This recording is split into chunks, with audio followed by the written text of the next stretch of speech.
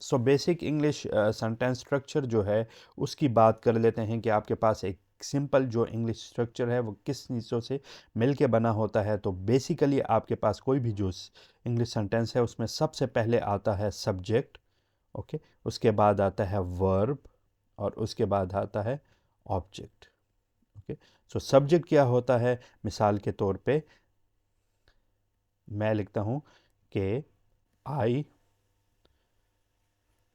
Go to school. तो इसमें आप देख सकते हैं आपके पास सबसे पहली जो चीज़ है वो है आई, जो कि बता रहा है ऐसे बंदे को जो वो काम कर रहा है। सो ऐसी चीज़ जो कोई काम करती है, जो कोई काम जो कर रही होती है, उसको कहा जाता है सब्जेक्ट। ऐसी चीज़ जिसके ऊपर काम किया जा रहा होता है उसको कहा जाता है ऑब्जेक्ट। ओके, आप इन दोनों चीज़ों को बहुत ईजीली देख सकते हैं कि मैं जो हूँ स्कूल जा रहा हूँ, इसको मैं लिख सकता हूँ आई गो टू स्कूल। सो गो जो है ये काम करना बता रहा है, ऐसी चीज़ को क्या कहा जाता है? इसको वर्ब कहा जाता है। ठीक है, तो सब्जेक्ट एक ऐसा पार्ट होता है जो आपको बताता है कि आप जो बंदा या जो चीज़ कोई काम कर रही हो उसको सब्जेक्ट कहा जाता है, और ऑब्जेक्ट वो चीज़ होती है जिसके ऊपर कोई काम किया जाता है। इसमें एक और चीज़ होती है वर्ब, जो कि किसी काम का करना या होना जाहिर करता है। सो इसी के लिहाज से वर्ब की फिर डिफरेंट अकसाम होती हैं, वर्ब की डिफरेंट फॉर्म्स होती हैं जो कि 3 होती हैं, और उनको भी हम आगे जाके डिस्कस करेंगे। इधर एक और चीज़ भी है जो कि है टू। इनको जब हम पार्ट्स ऑफ स्पीच को डिस्कस करेंगे तो इनको भी हम यहाँ पे बताएंगे। ठीक है, कुछ और इस तरह के डिस्कस कर लेते हैं जिसमें हमारे पास सब्जेक्ट ऑब्जेक्ट वर्ब हो। सो मिसाल के तौर पे मैं लिखता हूँ ही ईट्स एन एप्पल। तो यहाँ पे आप देख सकते हैं कि वो बंदा जो वो काम कर रहा है वो ही है, इसलिए इसे मैं अगेन सब्जेक्ट कहूँगा। वो खा रहा है एप्पल जिसके ऊपर काम हो रहा है, इसको मैं ऑब्जेक्ट कहूँगा। जबकि जो काम हो रहा है वो है खाना।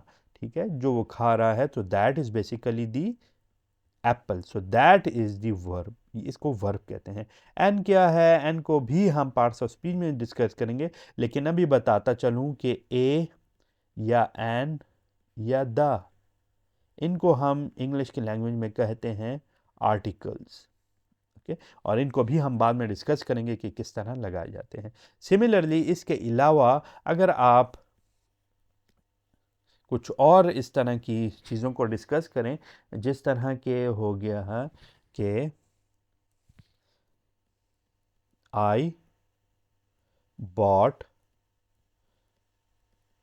दिस बुक, और इसमें आ जाता है फ्रॉम द शॉप। तो यहां पे आप कुछ नई चीजें देख सकते हैं।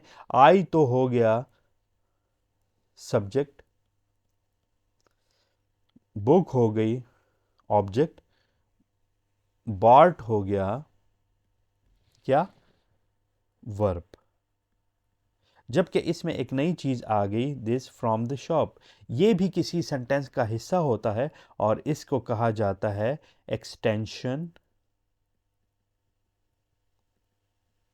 Of the predicate.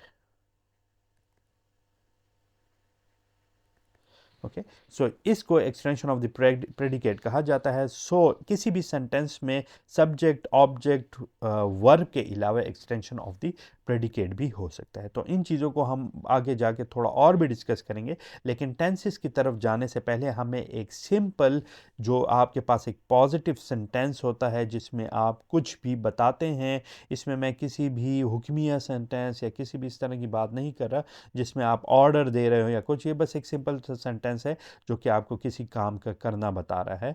तो इसके हमने डिफरेंट पार्ट्स देखे और आगे जाके हम इनको मज़ीद डिस्कस करेंगे।